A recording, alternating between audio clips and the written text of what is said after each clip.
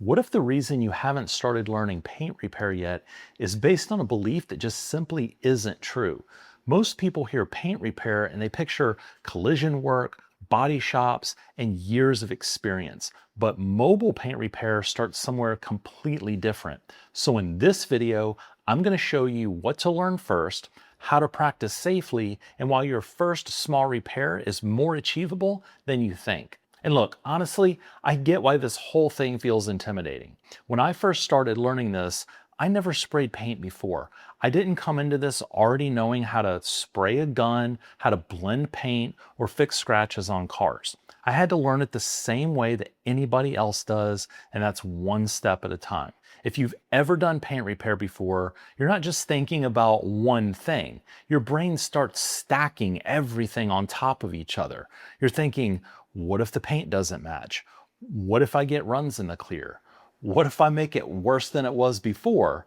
Or what if the customer notices? And then the biggest one, what if I'm just not the type of person who can actually learn something like this? And that's where a lot of beginners get stuck. It's not that they tried it and found out that they couldn't do it. It's that they looked at everything involved and decided that it was way too much before they ever gave themselves a chance. And that's normal because from the outside, paint repair looks like one gigantic skill. It looks like you either know how to do it or you don't. But that's not how people actually learn this. You don't just wake up one day and understand all of it all at once. You learn it one piece at a time. The problem is most beginners are thinking about planting the flag on top of the mountain before they ever take that first step. And when you do that, of course it feels overwhelming. Hey guys, I just wanted to interrupt this video for a really quick second. If you're a hands-on car enthusiast and you want to build a real business with the kind of freedom that most people only talk about, this opportunity might make a lot of sense for you. Just click the link down in the description to work with me directly inside my mobile auto body accelerator. Now, let's get back to the video. So if you've been interested in this, but you keep telling yourself, I don't have the experience, or I'd probably mess something up, I want you to know that that fear is normal, but it may not be proof that you can't do this. It might just be proof that nobody has broken it down for you the right way yet. Because here's where most beginners get it wrong. They hear paint repair and in their mind, they immediately jump to full-blown auto body. They picture a collision repair, frame damage, full repaints, going to trade school, and working inside a body shop for years before they're ever allowed to touch a customer's car. And if that's what you think this is, then yeah, of course it feels impossible. But that's not where mobile paint repair starts. And honestly, that's not even where mobile paint repair ends up. Because with mobile paint repair, you're not trying to become a collision shop on wheels. You're learning how to repair small cosmetic damage that makes sense in a mobile setting in around 2 to 3 hours. Things like bumper scuffs, scratches, chips, small gouges, minor cosmetic damage on one part of the car, like a bumper, a fender, or a rear quarter panel. That is a completely different mental picture. And this is important because a lot of beginners disqualify themselves from learning mobile paint repair because they think they have to learn everything before they can learn anything, but you don't. You don't have to become a master auto body tech before you start. You don't need to know how to fix every possible repair on every possible vehicle. You need to learn the right kind of repair first, and that's the shift. And once you see it that way, the question changes. It's no longer, can I learn all of auto body? The question becomes, what are the first few skills I actually need to practice? So what do you actually need to learn first? When you break mobile paint repair down, it's really not one giant skill. It's more like a stack of smaller skills. And the first one is assessing the damage. Before you worry about spraying, before you worry about color matching, before you worry about blending clear coat, you need to learn what kind of repairs make sense for mobile repair and what kind of repairs you should stay away from. Because this is where beginners can get themselves into trouble. They think, well, if somebody asks me to fix it, I should probably say yes. But that is not true. Some repairs are good mobile repairs. Some repairs are better suited for a body shop. And some repairs are just too advanced for where you're at right now. So assessing the damage is huge. You need to learn how to look at damage and ask, is this the right kind of repair for me? Is this something I can practice toward, or is this something that I need to pass on? The second skill is surface prep. This is where you're going to be cleaning the area, sanding the damage, feathering out the edges, applying any filler if needed, and getting everything smooth before you ever start spraying anything. And this matters because the finish is only as good as what's underneath it. A lot of beginners think that spraying is the whole game, but if your prep work is bad, the paint is not going to magically fix it. If you can see the edges of a repair called edge mapping, or if you can see sand scratches, the paint is just going to magnify what you missed. The third skill is spray control. This is where the spray gun starts to feel less intimidating. You're learning your distance from the panel, your speed, your overlap, how to put the right amount of material down without it looking too dry or too heavy and getting runs. And at first, it feels super awkward, and that's normal. But spray control is something that you build with repetition. The more passes that you make, the more you start to feel what the gun is doing. Now, the fourth skill is blending. This is one of the things that makes mobile paint repair possible. You're not trying to turn every little scratch into a giant repair. You're learning how to keep the repair small as possible and fade your material so the repair blends right into the surrounding area. And that's the difference between thinking like a mobile paint tech and thinking like everything has to become a full panel repair. And the fifth skill is finishing. This is knowing what to do after the spraying is done. So when to wet sand, when to buff, when to leave it alone. And honestly, when to stop touching it, because sometimes beginners keep messing with the repair and actually make it worse. Finishing is where you learn how to bring the repair together and deliver that polished result. So those are the 5 skills: assessing the damage, surface prep, spray control, blending, and finishing. And that's why the way you practice matters so much. Because the worst thing a beginner can do is to try to make their first real learning experience happen on a customer's vehicle. That is way too much pressure.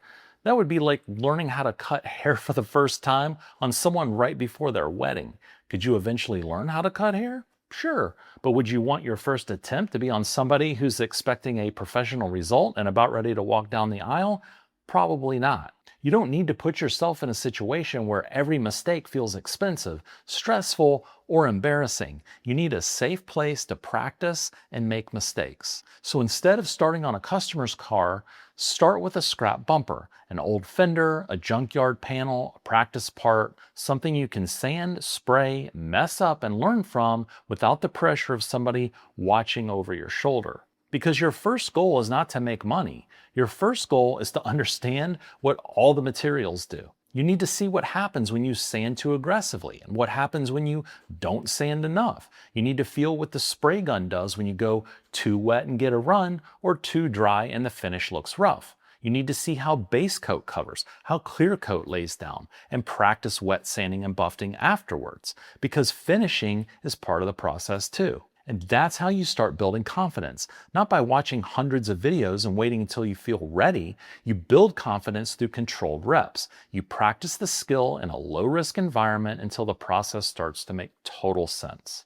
Now, don't get me wrong, body shop experience can help.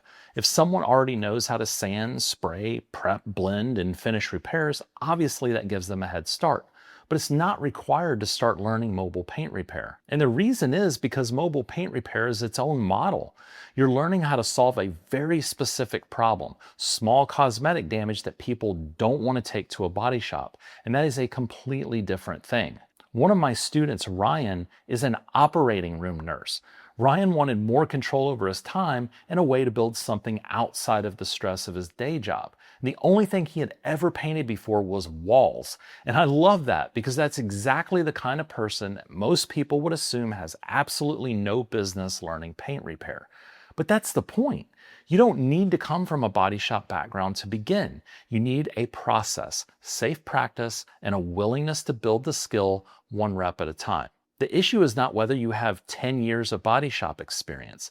The issue is whether you're willing to learn the right process and develop the ability to assess the damage. Because that's what keeps you out of trouble. A beginner gets in trouble when they start saying yes to jobs that they shouldn't be doing yet. A cracked bumper that needs major repair, a smashed quarter panel, a job that really needs a full body shop, or a customer who expects a flawless factory level repair for a cheap mobile price. Those are the kinds of jobs that can bury a beginner. But if you know what to look for and you know what to say no to, you can avoid a lot of those headaches. That's why I always say the fastest way to get in trouble is pretending every repair is a good repair. So don't disqualify yourself just because you don't have a body shop experience.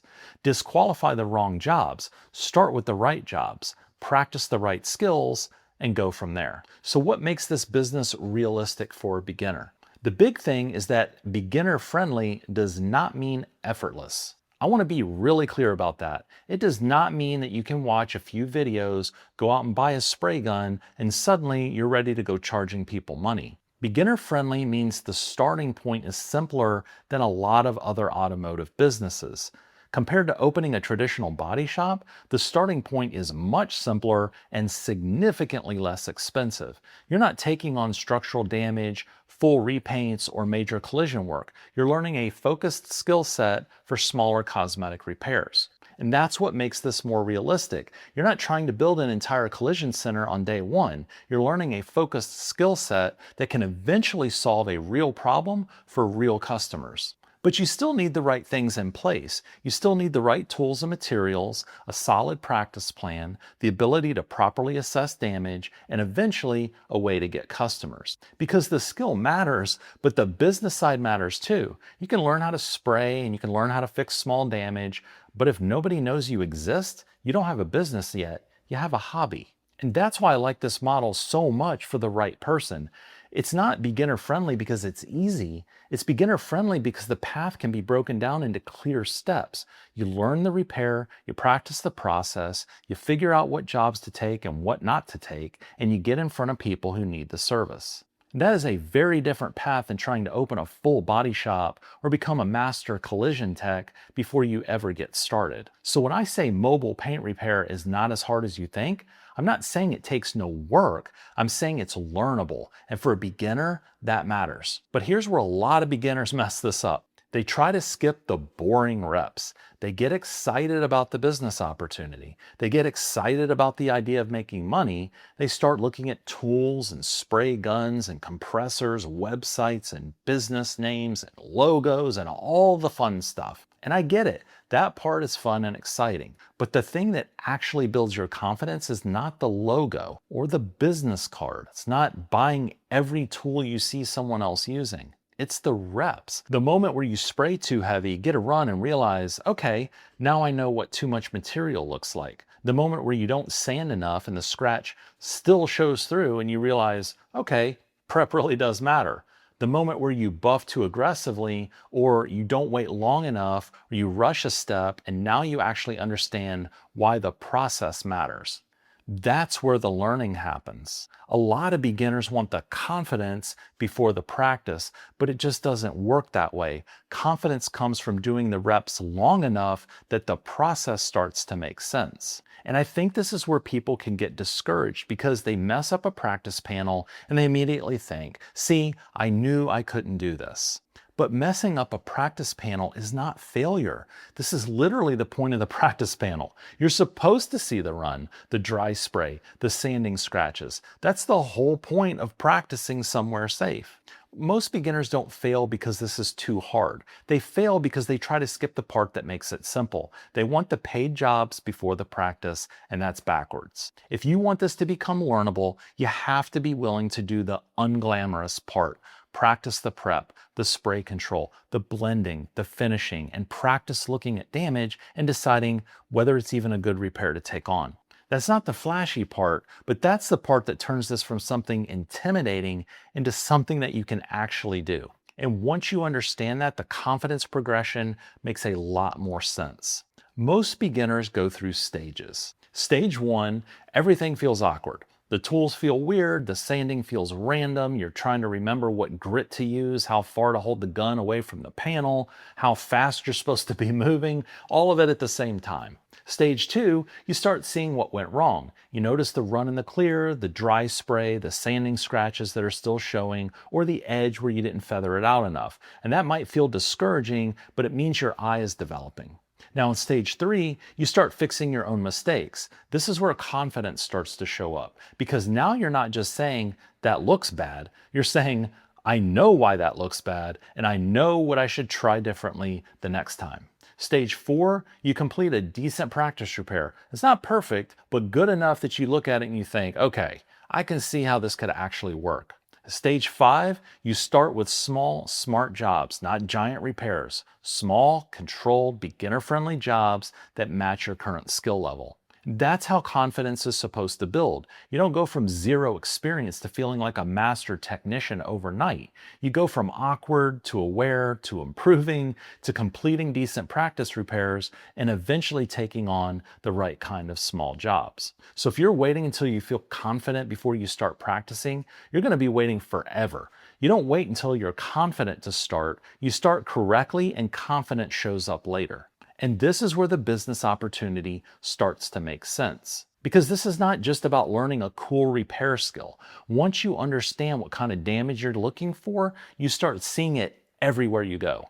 Scratched bumpers, scuffed corners, chips, small gouges, cars people want to sell, but the damage is going to hurt the value. And a lot of those people don't want to turn it into a big body shop situation. They don't want to file an insurance claim or drop the car off for several days just for something small. And that's where mobile repair fits. You're solving a specific problem for a specific kind of customer. You're helping someone with small cosmetic damage get their car looking better in a super convenient way. And for the right person, that's where this can turn into a real opportunity. Not because it happens overnight, but because there are people all around you with small damage that they want fixed, and most of them don't want the hassle of a traditional repair process. And you don't need to know how to fix every car. You need to know how to fix the right kind of damage. But I also want to be honest with you about what this is and what this isn't. I'm not saying you can master mobile paint repair overnight. You won't be great on day one. You're probably going to get frustrated. You're going to have repairs that don't come out the way that you wanted. Spraying too heavy, missing sand scratches, and buffing something before it was ready. That's all part of the learning process. And there are things you absolutely need to take seriously. You need to learn safety, understand the materials that you're working with, protect the vehicle and the property around you, and know when a job is too advanced to take on. So when I say mobile paint repair isn't as hard as you think, I'm not saying it's effortless, I'm saying it's learnable. Random learning makes this feel impossible, but a step-by-step process makes it learnable. So if you've been telling yourself, I can never learn paint repair, hopefully this video helped you see it just a little bit differently. And if you want help learning this business, click the link down in the description below to work with me directly inside my mobile auto body accelerator. And if you want to learn how to start your own mobile paint repair business, you're going to want to watch this next video right here.